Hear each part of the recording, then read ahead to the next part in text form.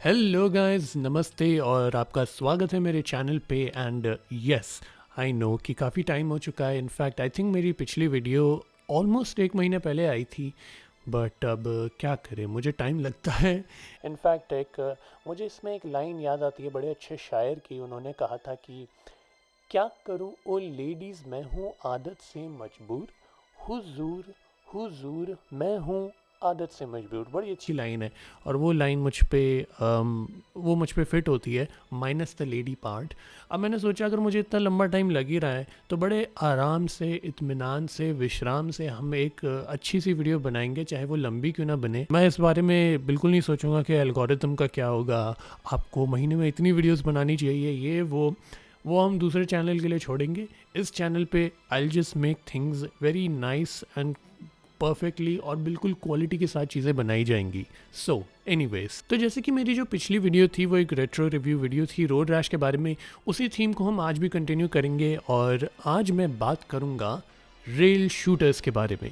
अब अगर किसी को ये नहीं पता कि रेल शूटर्स क्या होते हैं तो देखो, जो वीडियो गेम्स में शूटर्स का जॉनरा होता है, जो शूटिंग गेम्स का जॉनरा होता है, उसके भी अलग अलग कुछ अपने सब जॉनरा होते हैं, अलग अलग टाइप की शूटर गेम्स होते हैं। I am sure you all can relate to that. So for example, अगर हम फर्स्ट पर्सन शूटर की बात करें तो उसमें आप अपने नज़रिए से गोली मारते हैं। अगर हम थर्ड पर्सन शूटर की बात करें तो आप अपने कंधे की नज़रिए से गोली मारते हैं। फिर आते हैं एक स्टेडी शूटर, जिसमें बेसिकली आपको कहीं पे हिलना डुलना कुछ नहीं करना होता है।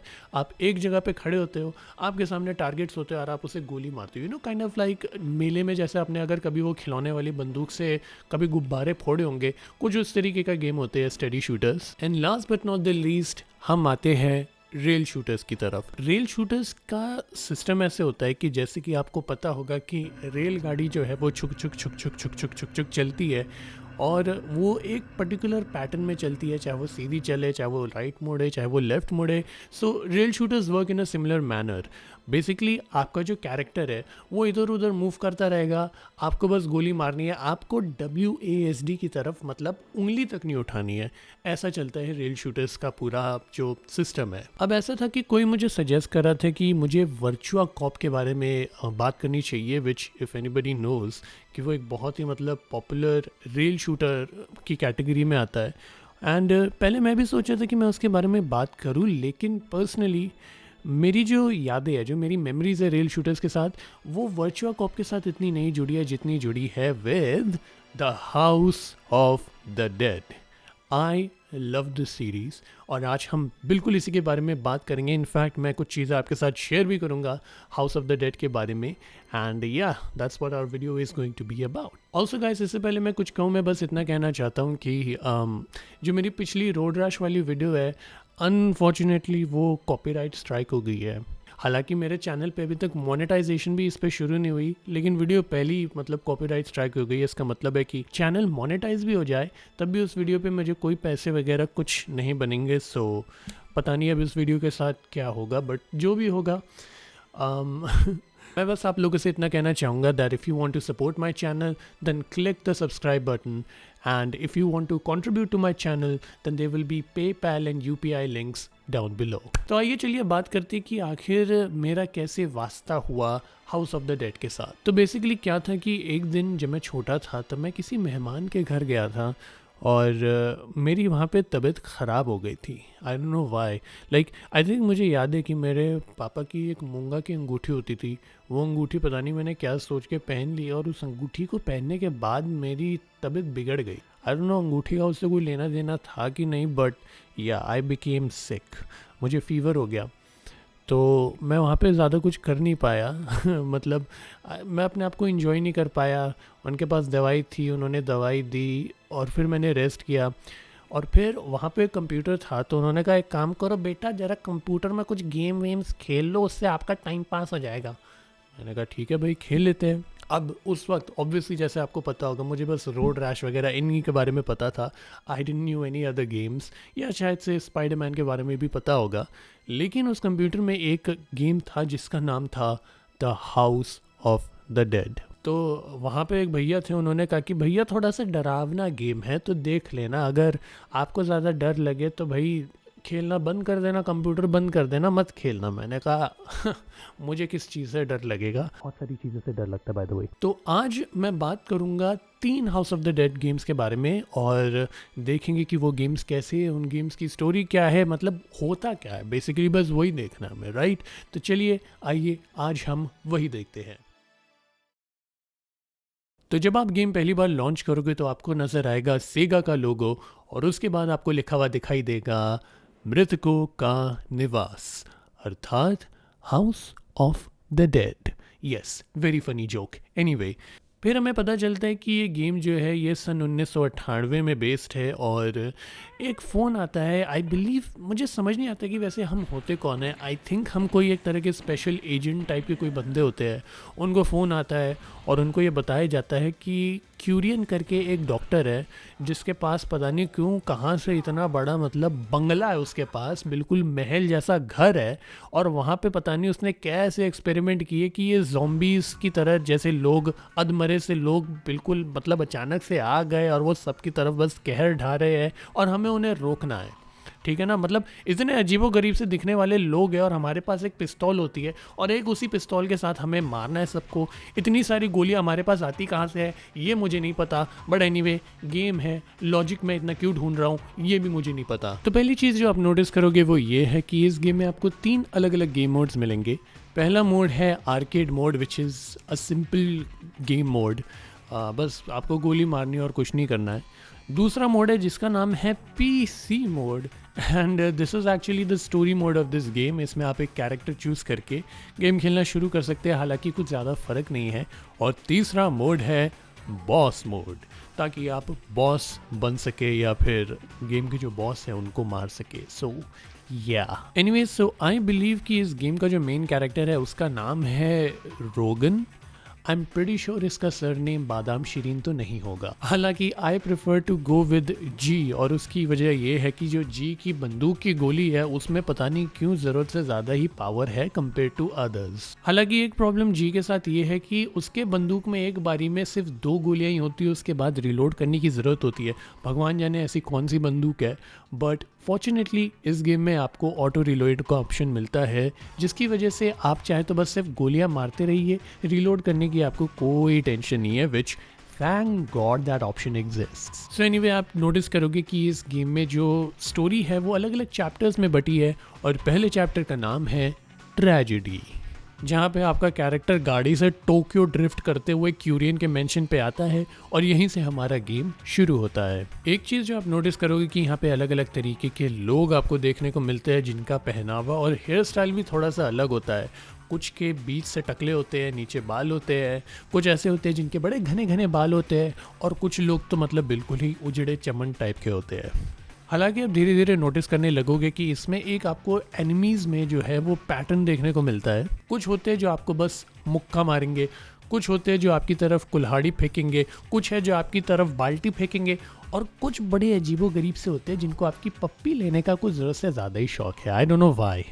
लोगों से लेके चमगादड़ से लेके कुत्ते तक आपकी पप्पी लेना चाहते हैं।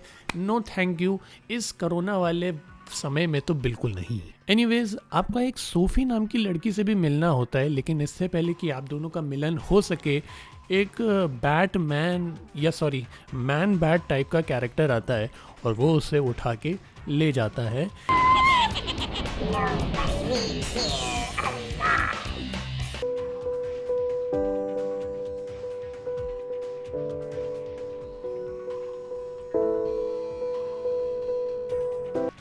आपका काट देता है बेसिकली। अपना मन छोटा ना करते हुए आप आगे बढ़ते हो और आप इस चीज़ को नोटिस करते हो कि आपको अलग अलग तरीके के लोग, अलग अलग तरीके के साइंटिस्ट मिलेंगे जिन्हें आपको बचाना होगा। अगर आप उन्हें बचा पाए तो आपको एक एडिशनल लाइफ मिलेगी, अगर आप उन्हें नहीं बचा पाए तो आपकी लाइफ कट जाएगी, न जाने क्यों। Thank you. एनीवेज, जो लाइफ होती है इसमें पता नहीं क्यों ये मोमबत्ती वाले आइकन से पता चलती है और जितनी बत्ती आपकी कम होती जाएगी उतनी आपकी लाइफ घटती जाएगी।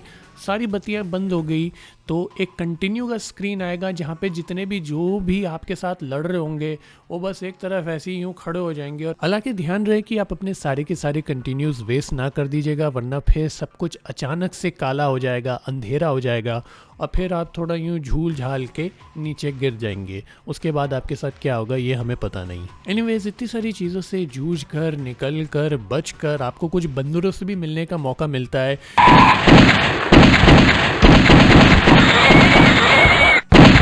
कुछ लोग होते हैं जिनके पास चेन सॉ होती है। मतलब अच्छा एक बात बताओ भैया, ये मैंशन है कि क्या है? मतलब कौन से मैंशन में लोग ऐसे चेन सॉ लेके, कुल्हाड़ी लेके, पाठल लेके, मतलब अजीबोगरीब बैरल से लेके घूमते रहते हैं? भाई हो क्या रहा था इस मैंशन में? ये किसका मैंशन है? कौन बना रहा था? किसने इसे पैसे दिए?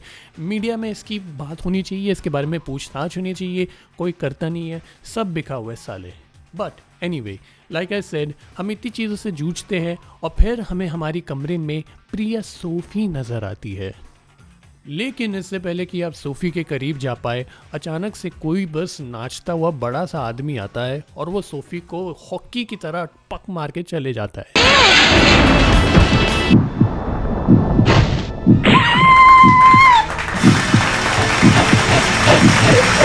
एनीवेज, फिर हमें पता चलता है कि इन महाशय का नाम चैरियट है और इनका जो वीक पॉइंट है वो इनके दिल में बसता है। अच्छा, पहली बात, हमें ये कैसे पता चला कि इसका वीक पॉइंट कहाँ से है, कैसे है? मतलब मुझे तो याद नहीं आया कि किसी ने हमें बोला ओ बाय द वे एक आपको बड़ा सा मतलब कोई कवच में ढका हुआ व्यक्ति मिलेगा और उसका ये वीक पॉइंट है, ओके टाटा बाय बाय। तो आपका काम बस ये है कि बड़े ध्यान से आपको उसके वीक पॉइंट पे मारते रहना है और वो पीछे पीछे ऐसे करके महबूबा महबूबा करते करते वो झूलेगा। कभी कभार वो आपको मार भी सकता है, but you know, make sure कि आपकी मोमबत्ती सारी की सारी ना बुझे। इवेंचुअली क्या होता है कि आप उसके दिल पे इतना मारोगे कि उसको इतना दुख होता है कि वो अपना कवच फाड़ के बिल्कुल, मतलब जैसे वो बूमरैंग के वो नहीं आते थे च्युइंगम, जब उनको जब फुलाते तो एक हल्का सा पिंक कलर आता था, उस कलर का ये बंदा दिखाई देने लगता है। और उसके बाद बस आपको कुछ नहीं करना, बस गोलियां मारते रहो। फिर कुछ देर के बाद वो अंगड़ाई मार के नीचे गिर जाएगा। You must stop Curian, or else something terrible will happen. और इसी के साथ शुरुआत होती है इस गेम के दूसरे अध्याय की, जिसका नाम है रिवेंज। और मतलब शुरुआत भी क्या होती है, कोई हमारे मुंह पे सीधा बैरल मारता है, उससे शुरुआत होती है। वाओ। अब आप एक चीज़ नोटिस करना शुरू करोगे कि ये गेम धीरे धीरे अपने आप को रिपीट करना शुरू करता है। वही सेम तरीके के आपको एनिमीज दिखाई देने शुरू होते हैं, लेकिन कुछ चीज़ें बदल जाती है। अब आपको एक खुला सा आसमान, कुछ पुल्स वगैरह देखने को मिलते हैं, थोड़ी सी सीनरी चेंज होती है और अब आपके सामने आते हैं ये दो नन्हे मुन्ने से mini Wolverine. I don't no, I think ये वुल्वरीन की नाजायज़ औलाद है जो क्यूरियन उसे पाल रहा था और अब ये हमारे पीछे पड़े। हालांकि इनका ड्रेसिंग सेंस बड़ा अच्छा है, just want to say they know their fashion, they know their swag. But बाकी चीज़ें एज इट इज़ बस चलती रहती है। आपको आगे बढ़ते जाना है, मारते जाना है, बचाते जाना है। एंड फिर आप किसी एक कमरे में जाते हो और ये कमरे में आपको झिंगूर दिखाई देते हैं जो बिस्तर पे पता नहीं अपना ही कुछ रंगारंग कार्यक्रम कर रहे होते हैं, बट ओके। लेकिन इन सब चीज़ों के बाद आप एक को बचाते हैं और वो आपको कहते हैं देयर स्टिल अपस्टेयर्स, और आप अपस्टेयर्स, मतलब स्टेयर्स तो नहीं है एक्चुअल में, लैडर है, पता नहीं स्टेयर्स क्यों बोला उसने, बट आप सीढ़ी चढ़ के ऊपर जाते हैं और आप देखते हैं इस चमगादड़िए मानव को जिसने सोफी को उस वक्त आपसे अगवा किया था।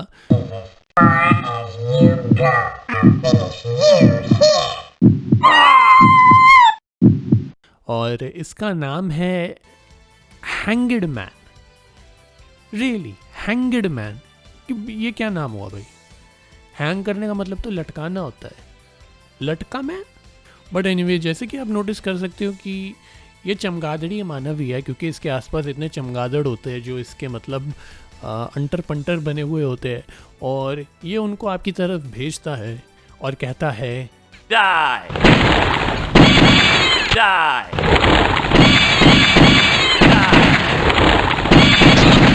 हालांकि एक टाइम के बाद आप इतने सारे चमगादड़ मार देते हो कि उसको शर्म आती है और तब वो खुद आपको मारने के लिए आपकी तरफ झपट्टा मारने की कोशिश करता है, जिस वक्त आपने देखा ही होगा कि उसका वीक पॉइंट उसकी एक्चुअल में पूरी बॉडी है। बट हम मारते हैं तब वो अचानक से उड़ जाता है और फिर अचानक से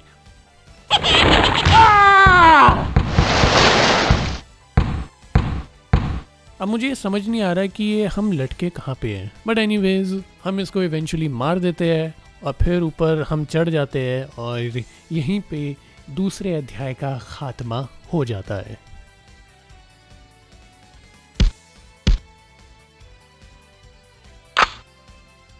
We won't let you have it your way, Curian.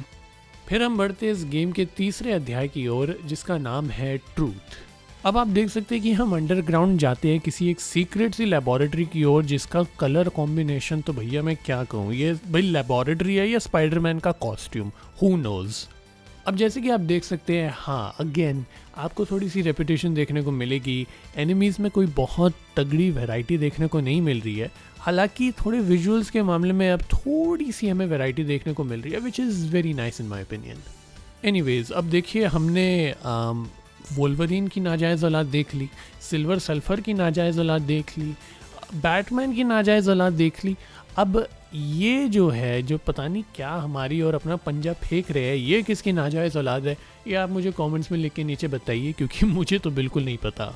But anyways इस गेम में ज़्यादा से ज़्यादा टाइम हमारा बस इधर से उधर एलिवेटर्स में ऊपर नीचे जाने में निकल जाता है, पता नहीं क्यों कितने फ्लोर्स। मतलब अगेन मैं ये फिर से पूछूंगा कि भाई ये घर है कि क्या है, कौन बनाया घर, किसने परमिशन दी। सबसे पहला सवाल तो सरकार पे उठता है, ठीक है ना, किसने परमिशन दी इतने अंडरग्राउंड कुछ बनाने की, एंड ये कहाँ जाता है भाई, कुछ टैक्स वगैरह देते भी हैं इस जगह की नहीं? I don't think so, I don't think कि वो देते हैं।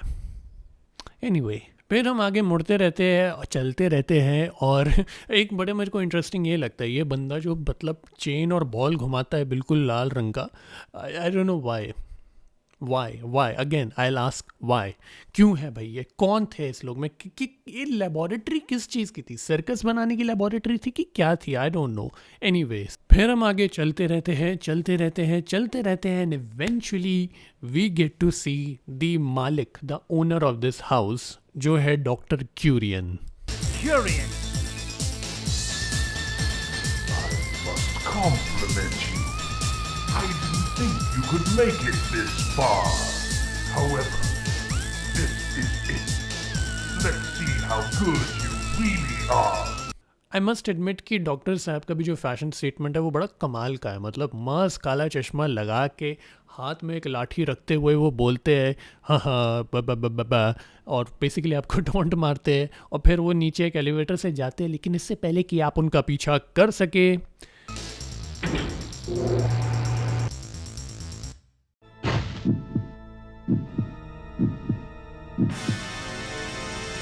ये मुझे लगता है ये गेम ना ऑस्ट्रेलिया में सेट है और कोई लॉजिक नहीं है इसका। एनीवेज अब अगेन पता नहीं कहाँ से हमको ये भी पता चल जाता है कि ये इस मकड़े का जो वीक पॉइंट है वो उसके खोपड़े में है, which that makes sense.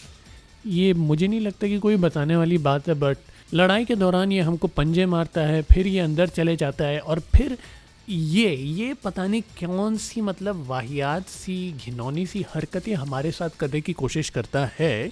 I do not appreciate this, okay, ये बहुत गंदी चीज़ है, बट फॉर्चुनेटली हम इस मकड़े को मारते हैं और फिर हम चलते हैं हमारे फाइनल चैप्टर की ओर।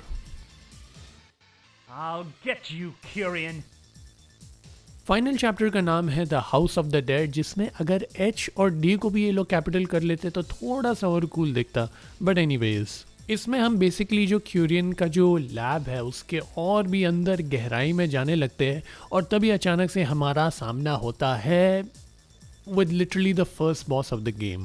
मतलब क्या हुआ भाई, लगता है इनके मतलब आइडिया सब ख़त्म होने लग गए, तो इन्होंने कहा यार जो पुराना माल है उसी को रिपीट पे लगा देते हैं। Who cares, I don't care, you also probably don't care, तो चलो मार देते हैं, और हमने इसको मार डाला। एंड लिटरली थोड़ी दूर जाते ही हमें हमारा हैंगड मैन दोबारा से दिखाई देना शुरू होता है। अगेन मुझे नहीं समझ आया कि ये क्यों किया, रिपीट पे लगा दिया तो चलो ठीक है लगान दो हमने भी उसको मार दिया and we just moved on forward. देखिए इस चैप्टर में और कुछ खास तो है नहीं सिवाय फाइनल कॉन्फ्रंटेशन के।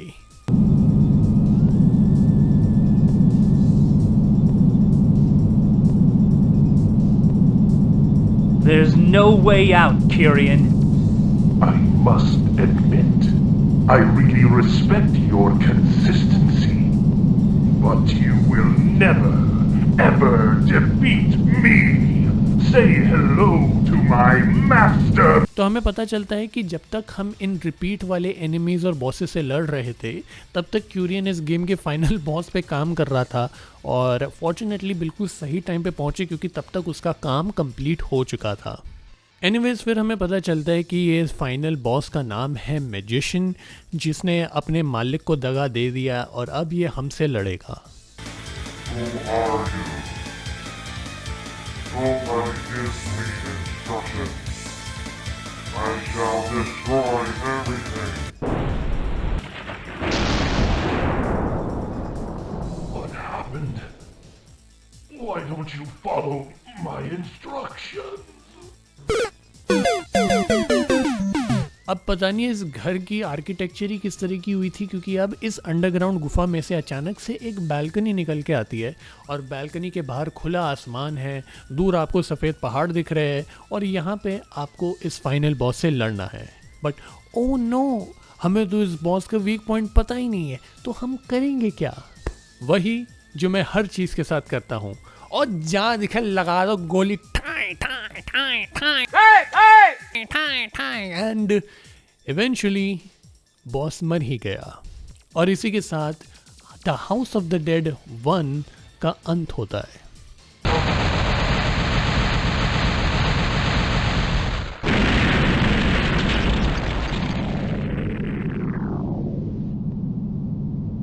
Everything is over. I have nothing more to lose. However, I must go on.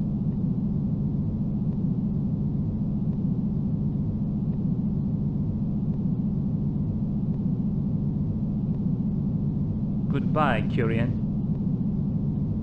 Farewell, Sophie.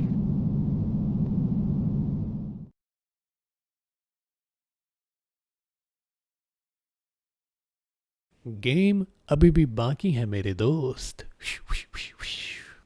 आइए अब हम बात करेंगे मृतकों के दूसरे निवास के बारे में। The House of the Dead. तो अगर गेम प्ले वाइज देखा जाए तो इसमें और पहले गेम में कुछ ज़्यादा फ़र्क अब है नहीं। बेसिकली आपको बस गोलियां मारनी और आपका कैरेक्टर इधर से उधर बस चलता रहेगा।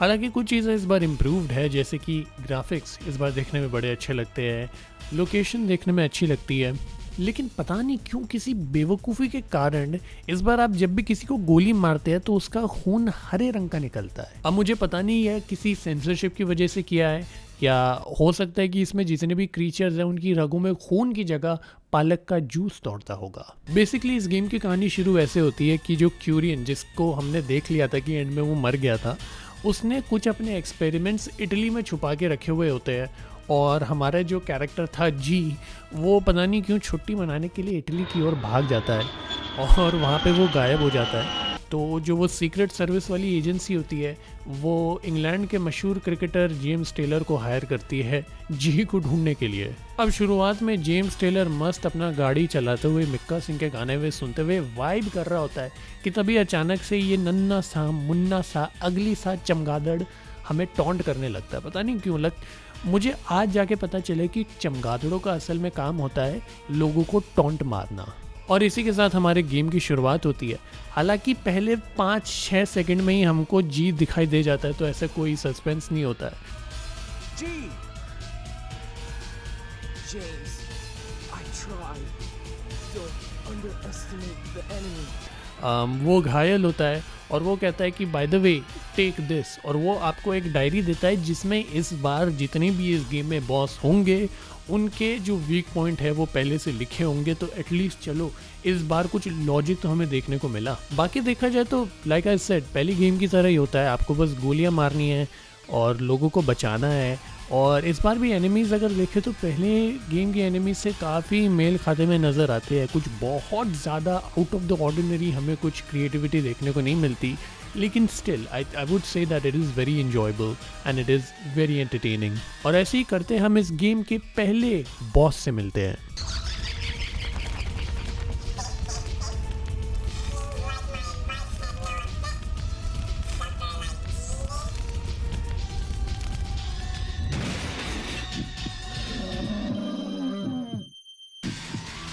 इस बॉस का नाम होता है जजमेंट और देखने में ये काफ़ी हद तक जो पहले गेम का चैरियट था पहला बॉस उससे काफ़ी मेल खाता है।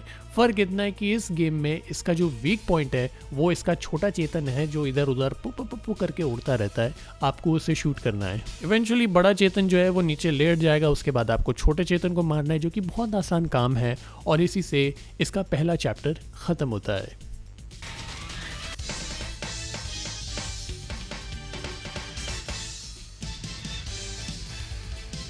अब चैप्टर 2 की शुरुआत होती है एक बंदे के साथ, वो भी गाड़ी चला रहा है और उसकी गाड़ी के ऊपर किसी ने झपट्टा मार दिया। अब आपको उसको बचाना है। अब यहाँ पर एक बड़ी इंटरेस्टिंग चीज़ देखने को मिलती है, वो ये है कि इस गेम में अलग अलग चीज़ें करने का आपको मौका मिलेगा depending on how you proceed. अगर आप इस बंदे को एक्सीडेंट से बचा लेते हो तब उसका अपना एक पास होगा।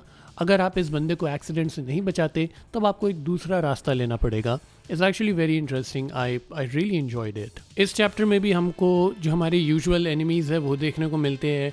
कुछ सर्कस के करतब करने वाले बंदे दिखने को मिलते हैं जो कि आपकी तरफ बस चाकू वाकू कुछ फेंक रहे होते हैं और हमें वोल्वरिन की नाजायज़ औलादे भी देखने को मिलती है। हालांकि इस बार उनके पास वो सूट बूट नहीं है तो they don't look as dapper as they should। यहाँ पे भी आपको अलग अलग लोगों को बचाने का मौका मिलता है, जिनको अगर आपने बचा लिया तो आपको एडिशनल लाइफ मिलेगी, नहीं बचाया तो अगेन मुझे फिर से ये लॉजिक समझ नहीं आता कि क्यों आपकी बत्ती गुल हो जाती है अगर आप किसी को नहीं बचा पाते, बट फाइन। हालांकि इन सब चीज़ों से जूझ के आप बाद में एमी और हेनरी नाम के दो लोगों से मिलते हो और फिर आपका सामना होता है इस गेम के दूसरे बॉस से जिसका नाम है हायरोफैंट।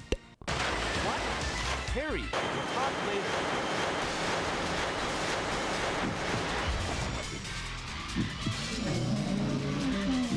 वाओ, इस बॉस के बारे में इंटरेस्टिंग चीज़ ये है कि इस बॉस से मुझे पहले गेम के पहले बॉस की याद आती है जिसका भी आपको सीने पे गोली मारनी होती थी। इसके सीधा स्ट्रेट छाती पे आपको गोली मारनी होती है, यूँ ऐसे ऐसे करके खुलते हैं, थोड़ा सा वाहियात लगता है। लेकिन हाँ, जब भी इसका वो दिल खुलेगा तब उसके दिल पे आपको गोली चलानी है, which I don't know why we are doing that, sounds kind of sad.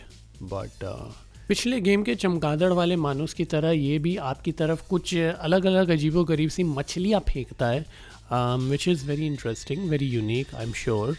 और इवेंचुअली हम उसे मार पाते हैं और अब हम आगे बढ़ते हैं।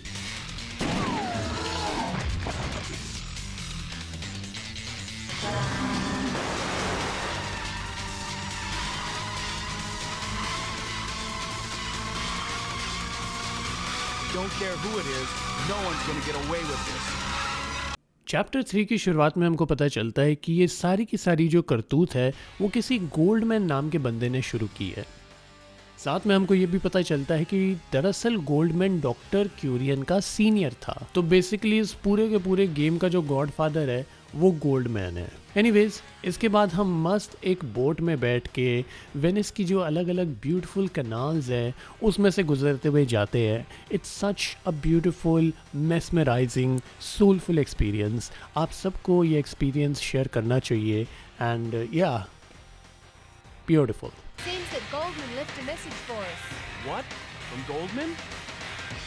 Well, he says that he'll be waiting at the Colosseum on the north side of the city. Colosseum? Might be a trap, but let's go on.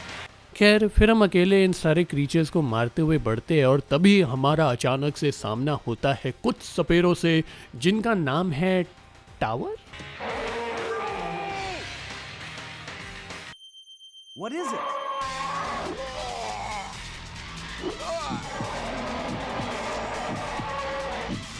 Whatever। और गेम हमको बताता है कि इनकी वीक पॉइंट दरअसल इनकी खोपड़ियाँ है, क्योंकि हम तो बिल्कुल ही बेवकूफ़ है। क्यों? खैर, फिर धीरे धीरे करके हम इन सारी खोपड़ियों को मारते हैं। तब बीच में एक चमकती हुई सी खोपड़ी बच जाती है जो अगले कमरे में रेंग जाती है और फिर हम उसका पीछा करते हैं और धीरे धीरे करके हम उसे भी मार डालते हैं।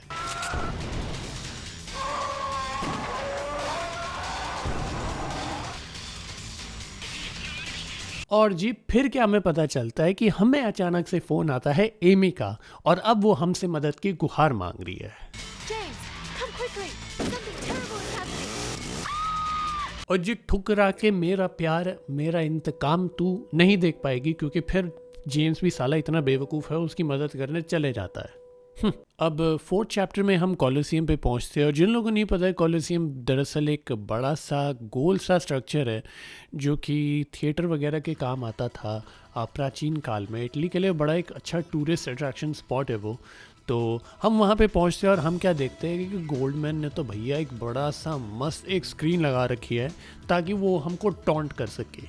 मुझे शक है कहीं गोल्डमैन भी एक चमगादड़ तो नहीं। एनीवेज फिर हम क्या देखते हैं कि एमी और हैरी जो है वो दरअसल एक पिंजरे में बंद है और उनके पीछे पड़ा है इस गेम का चौथा बॉस जिसका नाम है स्ट्रेंथ द ताकत।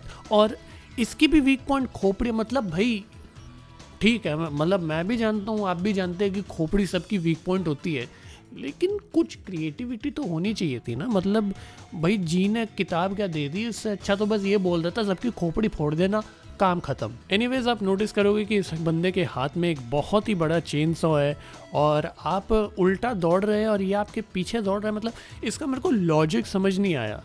मैं उल्टा इतनी तेज़ भाग कैसे रहा हूँ। बट खैर भाग रहे हैं, जैसे भी भाग रहे हैं और ये हमारे पीछे भागता है। बीच बीच में अपना सर ऐसे ही ऊपर उठाता है हमको मारने के लिए और तभी हमें इसे शूट करना होता है। और eventually after doing it for some times ये बंदा भी नीचे गिर जाता है।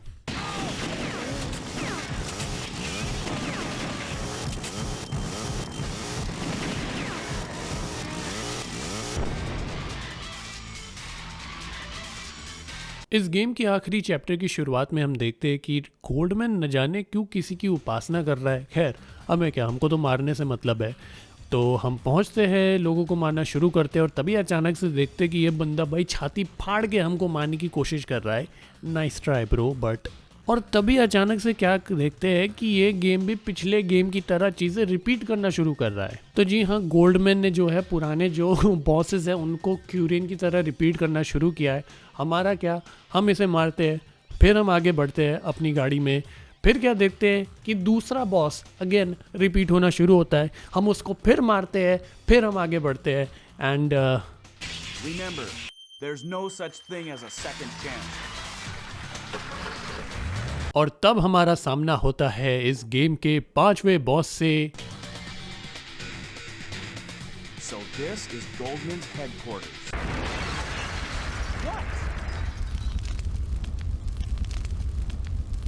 जो अगेन रिपीट है इस गेम से नहीं, पिछले गेम से।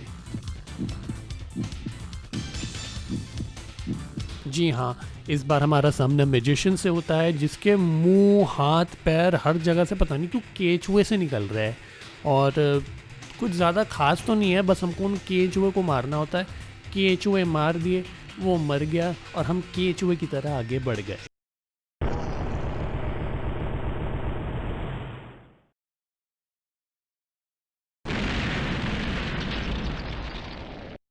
But as you might have guessed, इस चैप्टर का अंत दरअसल यहाँ तक नहीं होता है। इसके बाद हमको अगेन एक बिल्डिंग के अंदर जाना होता है और अंदर हमको ये बड़े कूल से दिखने वाले बंदे मिलते हैं जिनके पास लाइट सेबर्स होती है और वो उनसे हमें मारने की कोशिश करते हैं। बट ऑब्वियसली नहीं मार पाते क्योंकि हम मेन कैरेक्टर है। अगर हम मर गए तो भाई गेम कौन चलाएगा। इन सब चीज़ों से जूझने के बाद आखिरकार हमारा सामना गोल्डमैन से हो ही जाता है। The original sin that man is responsible to protect the life cycle. और इसी के साथ वो निकालता है अपना आखिरी अस्त्र।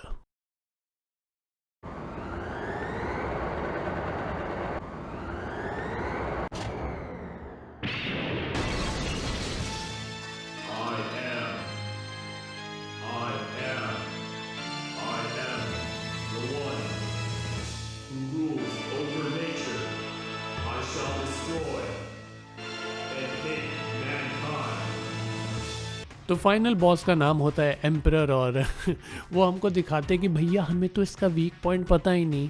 बट अरे बच्चे भी बता सकते हैं कि इसका वीक पॉइंट कहाँ होगा। इसके बाद एम्परर हमारे ऊपर पता नहीं क्यों पानी के बुलबुले से छोड़ना शुरू करता है।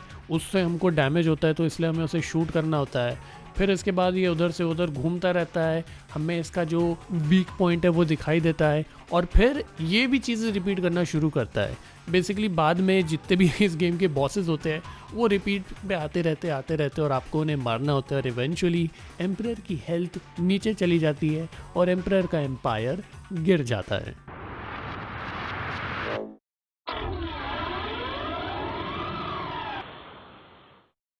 जैसे कि आप समझ ही सकते कि इससे गोल्ड मैन की बड़ी अच्छी भज पिटती है, तो इसलिए उसको इतनी शर्म आती है कि वो अपनी जान दे देता है। Wow, what a gentleman. इसी के साथ हम बिल्डिंग से नीचे वापस उतरते हैं, क्रेडिट्स दिखने शुरू हो जाते हैं और तभी हम अचानक से देखते हैं रोगन को, Rogan! जो भगवान जाने अब तक क्या कर रहा था, कहाँ मौज मार रहा था। बट एनीवेज गेम ख़त्म हो गया एंड या दैट्स इट प्रीटी मच। तो एनीवेज ओवरऑल इस गेम में भी मज़ा आया। हालांकि लाइक आई सेड, खून हरे रंग का क्यों था ये मुझे अभी भी समझ नहीं आया। It's kind of annoying but या रिगार्डलेस, अब हमें बढ़ना है हमारे आखिरी गेम की ओर।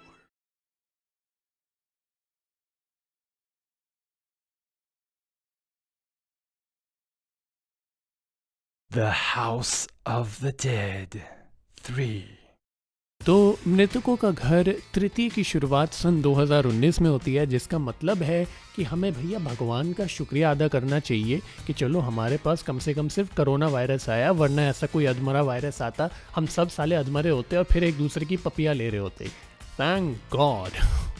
तो इस गेम की शुरुआत में हम देखते हैं कि रोगन फिर से किसी लेबोरेटरी के अंदर अपनी मरवाने को जाता है, वहाँ पे अलग अलग तरीके के क्रीचर्स को मारता है और तब अचानक से वो गायब हो जाता है। तो अब रोगन की जो लड़की है वो और चाचा जी, एज इन लिटरली जी, रोगन को ढूंढने के लिए उस लेबोरेटरी पे पहुँचते हैं। साथ ही में हमको ये फ्लैशबैक दिखाए जाते हैं जिसमें हम देखते हैं कि क्यूरियन जो है वो उसका एक कोई लड़का था जो कि बीमार है और वो बड़ा परेशान रहता है और वो ढूंढने की कोशिश करता है कि काश कोई ऐसा हल मिले जिससे उसका लड़का ठीक हो, लेकिन हम सब जानते हैं कि उसका हल दरअसल एक हेल है। वाह। ओवरऑल देखा जाए तो ये गेम ऑब्वियसली दिखने में ग्राफिक्स और भी ज़्यादा बेटर है। इस बार खून बिल्कुल सुर्ख लाल रंग का है, जो कि बड़ी अच्छी बात है। और सबसे बेस्ट चीज़ जो मुझे इस गेम की लगी वो ये है कि इस बार थैंक गॉड अब ये लोग शॉटगन का इस्तेमाल कर रहे हैं, वो टुच्ची सी पिस्तौल के भरोसे इस बार नहीं टिके हुए हैं। Thank God for that, amazing. तो एनीवे रोगन की लड़की और चाचा जी वहाँ पहुँचते हैं, वो क्रीचर्स को मारना शुरू करते हैं और उसी वक्त एक बड़ा यूनिक सी चीज़ का हमें पता चलता है कि बजाय इसके कि आप वहाँ पे फंसे हुए लोगों को बचाए, इस बार आपको बस अपने चाचा को बचाना होता है। अगर आपने अपने चाचा को बचा लिया तो भैया आपको एक एडिशनल लाइफ मिलेगी, लेकिन अगर आप नहीं बचा पाए तो इसकी कोई एज सच पेनल्टी नहीं लगेगी, विच इज़ अमेजिंग, जो सेंस की बात है भाई। तो एनीवेज आप मार रहे होते हैं और तभी अचानक आपका सामना होता है गेम के पहले बॉस से। What? A security guard? You gotta be kidding! जिसका नाम है डेथ। बेसिकली ये पिछले गेम के चौथे बॉस की तरह होता है, जिसकी आपको बस खोपड़ी पे मारना होता है और वो आपके ऊपर कुछ ना कुछ मार रहा होता है। बट फ़र्क ये कि ये बॉस जो है ये एकदम से अचानक से ख़त्म नहीं होता है, बल्कि ये आपके पीछे भागता रहेगा, आप आगे देखते रहोगे, आगे आपको अलग अलग लोगों को मारना होगा, फिर आपको जहाँ पे जगह मिलेगी, टाइम मिलेगी, तब जाके आपको बॉस को मारना होगा। एक बड़ा इंटरेस्टिंग सा सीक्वेंस होता है और या I actually loved it, I love the sequence. इसके बाद आप एक एलिवेटर के अंदर जाते हो और अब गेम आपको 3 ऑप्शंस देता है, west wing, bio lab and genome ward. Basically इसमें 3 अलग अलग टाइप के ये लेवल्स होते हैं और गेम आपको ऑप्शन देता है कि आपको जो भी पहला करना है आप वो कर सकते हैं। तो सबसे पहले मैं जीनोम वार्ड में जाता हूँ, जहाँ पे अगेन आपको अलग अलग क्रीचर से लड़ना होता है। As such like I said, जहाँ तक क्रीचर्स की बात है कोई बहुत ख़ास वैरायटी मुझे अभी भी देखने को नहीं मिल रही है। It's all the same shit over and over again. But anyway हम बात करेंगे बॉस के बारे में, जो कि दरअसल एक स्लॉथ होता है। स्लॉथ पता है वो है जो एक लंबा सा ऐसे वो फैलता हुआ एक जानवर नहीं होता जो बड़े धीरे धीरे चलता है, बड़ी अजीब सी उसकी स्माइल होती है। जी हाँ,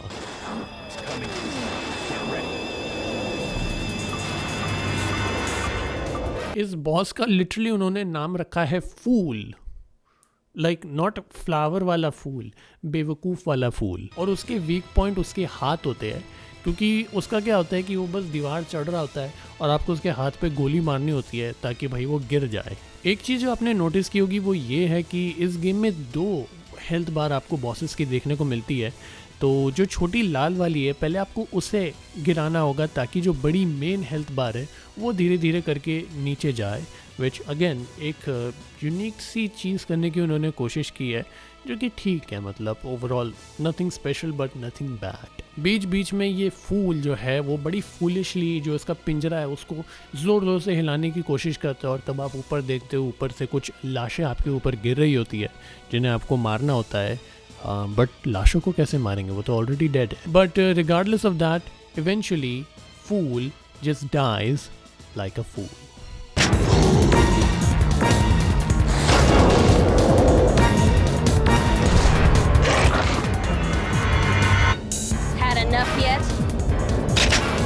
इसके बाद हम बढ़ते हैं बायो प्लांट की तरफ। अगेन बीच बीच में हमें क्यूरियन के कुछ फ्लैशबैक्स देखने को मिलते हैं, जो कि ठीक है, जो भी है वो। I mean honestly I just think the story is very ridiculous in this game, but whatever। कुछ घिसे पिटे क्रीचर्स को मारने के बाद हमारा सामना होता है एक लंबे चौड़े ताड़ जैसे पेड़ से। अब इस पेड़ की जो टहनियाँ होती है वो ज़रा सी बदमाश होती है, वो हमेशा आपके पीछे पड़ रही होती है, बट आपको बेसिकली कोशिश करनी है कि जो उसकी तनी है और उसकी तनी में जो इतने सारे जो सर आपको नज़र आते हैं, आपको बेसिकली उन्हें शूट करना होता है। आपने वो कर लिया तो आप जीत गए।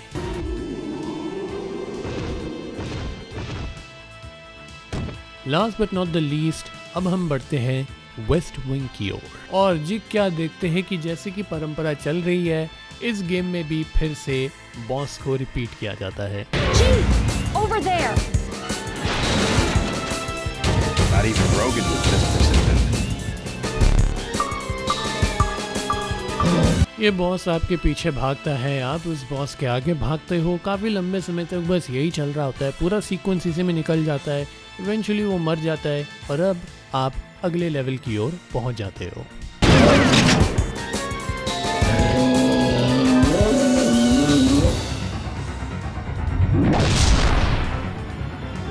When a lady says no, she means it. पता चलता है कि दरअसल ये आखिरी लेवल है इस गेम का, और इस लेवल में आखिरकार आपको आपके पिताश्री दिखाई दे जाते हैं। दरअसल पिताजी को इस गेम के फाइनल बॉस ने मारा था, लेकिन पिताजी बच गए क्यूरियन के लड़के की बदौलत, जिसका नाम होता है डैनियल। पता चलता है कि ये सारी की सारी जो काला कांडी क्यूरियन ने की थी ये अपने लड़के की वजह से की थी, और ऐन मौके पे लड़के ने उसको दगा दे दी। लड़के ने कहा नहीं जी, हमको इससे पूरी तरह से निजात चाहिए। और बाद में हमें क्या पता चलता है कि क्यूरियन दरअसल मरा नहीं, बल्कि उसकी आत्मा को जैसे कि वाईफाई की तरह ट्रांसफ़र कर दिया गया इस गेम के फाइनल बॉस के अंदर।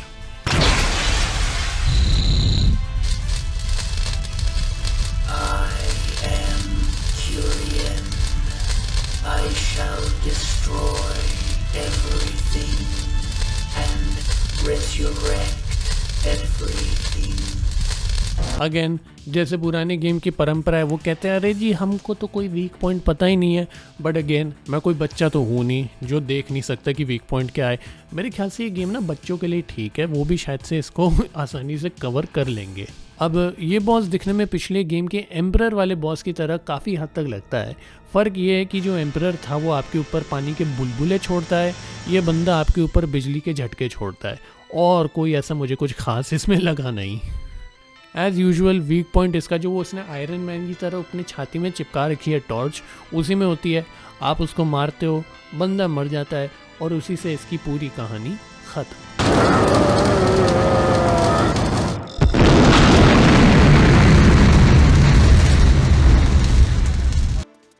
Sorry.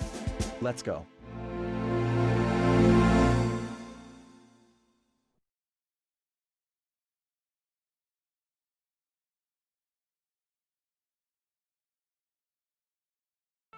Anyway guys, I hope you enjoyed this video, और इसको बनाने में मुझे काफ़ी लंबा वक्त लग गया एक्चुअल में, एंड बट ऑनेस्टली मुझे इसको बनाने में काफ़ी मज़ा आया, और मैं उम्मीद करता हूँ कि आपको देखने में काफ़ी मज़ा आया होगा।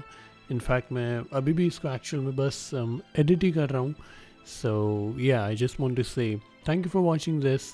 और एक्चुअल में क्या था कि इसका एक 4th और 5th पार्ट भी था लेकिन अब मैं इतना थक चुका हूँ कि मेरे पास इतनी एनर्जी नहीं है कि मैं उन पार्ट्स को भी खेलूँ. सो आई थिंक एक ट्रायलॉजी पे अगर हम इस सीरीज़ को एंड करें तो बहुत बढ़िया होगा.